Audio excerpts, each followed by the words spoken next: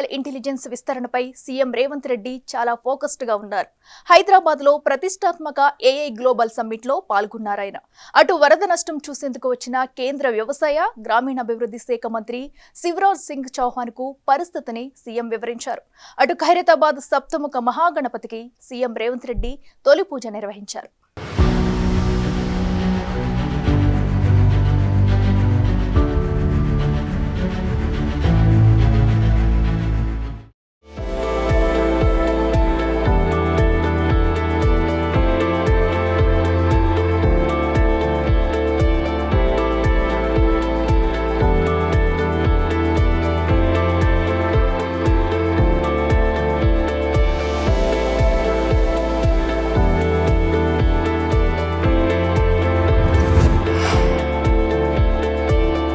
Artificial intelligence technology విస్తరణకు హైదరాబాద్ నగరమే కేంద్ర బిందువుగా ఉంటుందని, దేశంలో మరే ఇతర నగరం అందుకు సన్నద్ధం కాలేదని సీఎం రేవంత్ రెడ్డి చెప్పారు. నాస్కామ్ సహకారంతో తెలంగాణ ఏఐ మిషన్, టీఏఐఎం వంటి ప్రణాళికలకు తోడు కొత్తగా నిర్మించబోయే ఏఐ హబ్ ద్వారా ఆర్టిఫిషియల్ ఇంటెలిజెన్స్ రంగంలో హైదరాబాద్ ఫ్యూచర్ సిటీ ఒక తిరుగులేని నగరంగా వెలుగొందటం ఖాయమని అన్నారు. ఈ నెల 5న హైదరాబాద్ హెచ్ఐసిసి వేదికగా ప్రతిష్టాత్మకమైన ఏఐ గ్లోబల్ సదస్సును సీఎం ప్రారంభించారు.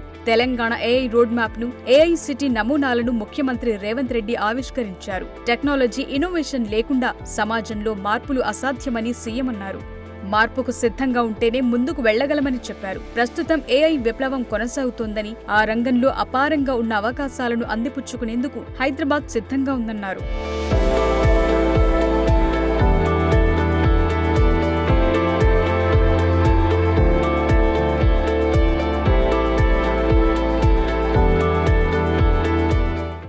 We have already taken big steps for AI.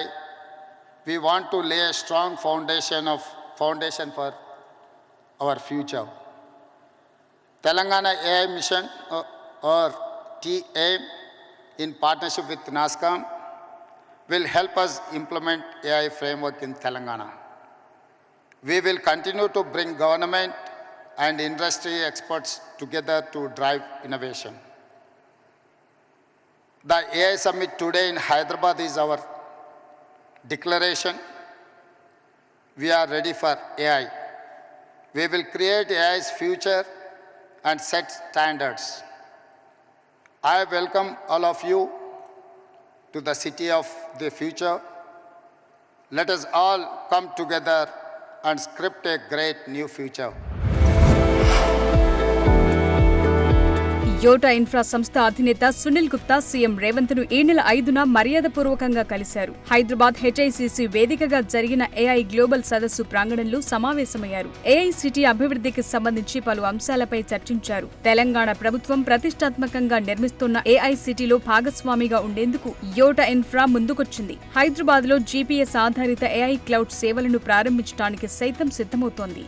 అటు ఈ నెల 5న సీఎం రేవంత్ రెడ్డిని ప్రముఖ పాలసీ మేకర్ జేపాల్ సంస్థ గ్లోబల్ ఎగ్జిక్యూటివ్ డైరెక్టర్ ఇక్బాల్ ధావలియా మర్యాదపూర్వకంగా కలుసుకున్నారు. హెచ్ఐసిసి వేదికగా జరిగిన ఏఐ గ్లోబల్ సదస్సు ప్రాంగణంలో ఈ భేటీ జరిగింది. హైదరాబాద్ ఫ్యూచర్ సిటీలో ఆర్టిఫిషియల్ ఇంటెలిజెన్స్ హబ్ నెలకొల్పటంలో తెలంగాణ ప్రభుత్వంతో కలిసి పనిచేసేందుకు జేపాల్ సంస్థ ముందుకొచ్చింది. జేపాల్ గా వ్యవహరించే Abdul Latif Jameel poverty action lab సంస్థ ప్రజల జీవితాలు మెరుగుపర్చే పాలసీల రూపకల్పనలో శాస్త్రీయ ఆధారాలతో కూడిన డేటా సేకరణలో అగ్రగామిగా కొనసాగుతోంది. ఇప్పటి వరకు 80 దేశాల్లోని ప్రభుత్వాలు, సంస్థలకు 800కు పైగా విధానాలను అందించింది.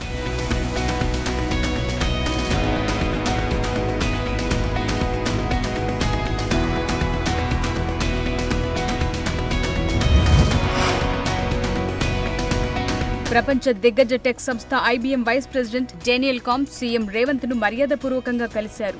గ్లోబల్ ఏఐ సమిట్ ప్రాంగణంలో ఈ భేటీ జరిగింది. ఆర్టిఫిషియల్ ఇంటెలిజెన్స్ భవిష్యత్, కొత్త ఆవిష్కరణల అన్వేషణ వంటి అంశాలపై చర్చించారు. తెలంగాణ రాజధాని హైదరాబాద్ దగ్గరలో ఏర్పాటయ్యే ఫ్యూచర్ సిటీలో 200 ఎకరాల ప్రాంగణంలో అధునాతన ఏఐ సిటీని నిర్మిస్తున్న విషయాన్ని ఈ సందర్భంగా సీఎం ప్రస్తావించారు. ఫ్యూచర్ సిటీని ఏఐ రాజధానిగా తీర్చిదిద్దాలనే తెలంగాణ ప్రభుత్వ ప్రణాళికల పట్ల ఐబీఎం వైస్ ప్రెసిడెంట్ ఆసక్తి కనబరిచారు.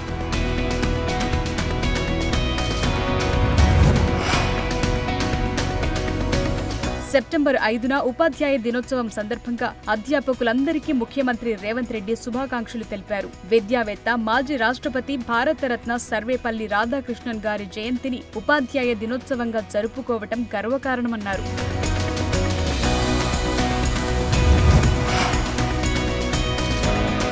మరోవైపు సీఎం సహాయ నిధికి విరాళాలు వెల్లువెత్తుతున్నాయి. ఏఐజీ హాస్పిటల్స్ యాజమాన్యం సీఎంఆర్ఎఫ్ కు ₹1 కోటి విరాళమిచ్చారు. AIG hospitals chairman doctor D Nageshwar Reddy, vice chairman PVS Raju విరాళం చెక్కును అందజేశారు. అటు వరద బాధితుల సహాయార్థం అరబిందో ఫార్మా సంస్థ కూడా ₹5 కోట్లు విరాళమిచ్చింది. వరద బాధితులను ఆదుకోవటంలో స్టేట్ బ్యాంక్ ఆఫ్ ఇండియా ఉద్యోగులు తమ ఉదారతను చాటుకున్నారు. తమ ఒక్కరోజు వేతనం ₹5 కోట్ల ముఖ్యమంత్రి సహాయ నిధికి విరాళమిచ్చారు.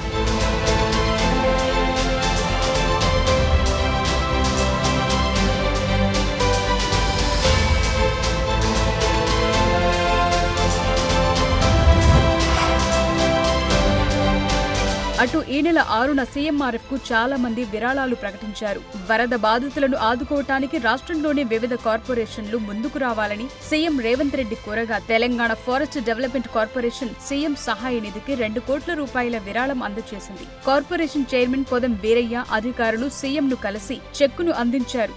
వరద బాధితులను ఆదుకోవటానికి పలు కంపెనీలు, సంస్థలు తమ వంతు సహాయంగా ముఖ్యమంత్రి సహాయ నిధికి విరాళాలను ప్రకటించాయి.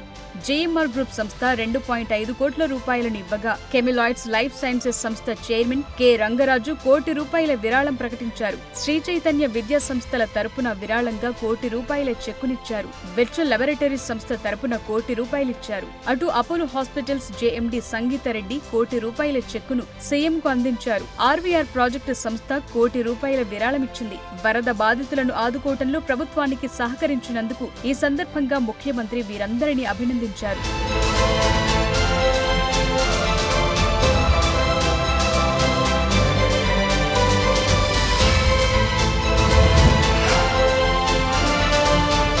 ఈ నెల 6న సీఎం రేవంత్ రెడ్డిని గ్లోబల్ ఇంటెలెక్చువల్ ఫోరం ప్రతినిధి బృందం సెక్రటేరియట్లో మర్యాదపూర్వకంగా కలిసింది.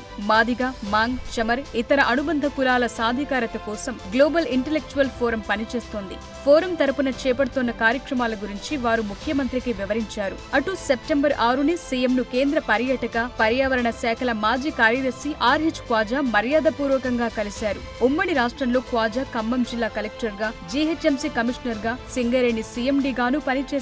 అటు ఇదే రోజున సీఎం రేవంత్ ను Bharat heavy electricals limited CMD K Sadasivamurthy మర్యాదపూర్వకంగా భేటీ అయ్యారు. హైదరాబాద్ బీహెచ్ఈఎల్ ప్రస్తుత కార్యక్రమాలను సీఎంకు సీఎండీ వివరించారు.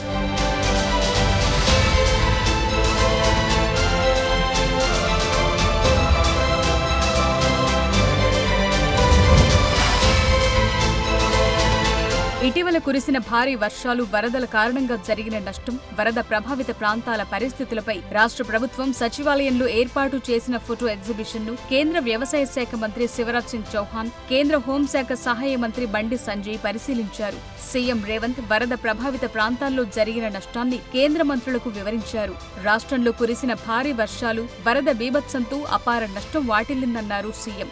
రాష్ట్రంలో వరద నష్టం దాదాపు 5,438 కోట్లుంటుందన్న ప్రాథమిక అంచనా వివరాలను తెలిపారు. పూర్తి అంచనాల తరువాత ఈ నష్టం మరింత పెరిగే అవకాశముందని చెప్పారు. రాష్ట్ర ప్రభుత్వం అలర్ట్నెస్తో భారీ ప్రాణ నష్టం తప్పిందని, కానీ వరద నష్టం భారీగా జరిగిందని పవర్ పాయింట్ ద్వారా వాటి వివరాలను తెలియజేశారు. విపత్తు నిధులను రాష్ట్రాలకు విడుదల చేసే విషయంలో ప్రస్తుతం అమల్లో ఉన్న నిబంధనలను కేంద్ర ప్రభుత్వం సడలించాలని కేంద్ర మంత్రి దృష్టికి తీసుకెళ్లారు సీఎం.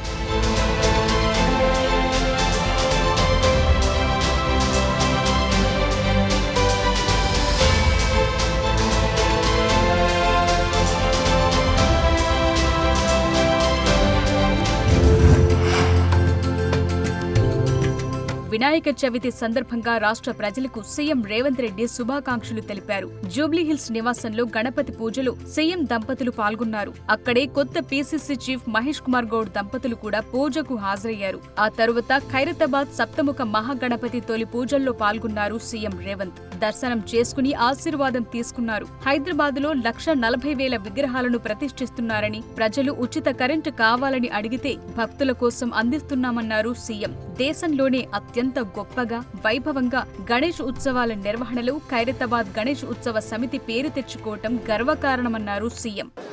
ఈ గణేష్ నవరాత్రి ఉత్సవాలు నిష్ఠతో భక్తి శ్రద్ధలతో నిర్వహించడం ద్వారా ఈ తెలంగాణ రాష్ట్రంలో శాంతి మత సామరస్యం పాడి పంటలు ప్రశాంతమైన వాతావరణంలో దేవుడి ఆశీర్వాదంతో మన రాష్ట్రం ముందడుగు వేస్తుంది. హైదరాబాద్ నగరంలో 1,40,000 విగ్రహాలను నవరాత్రి ఉత్సవాలకు నెలకొల్పుతున్నారు.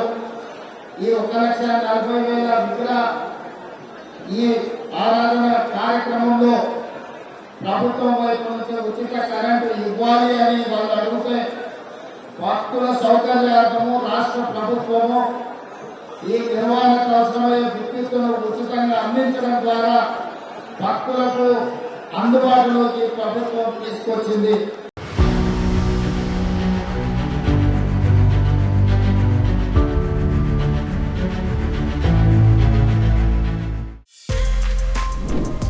For more videos like this, subscribe Big TV channel.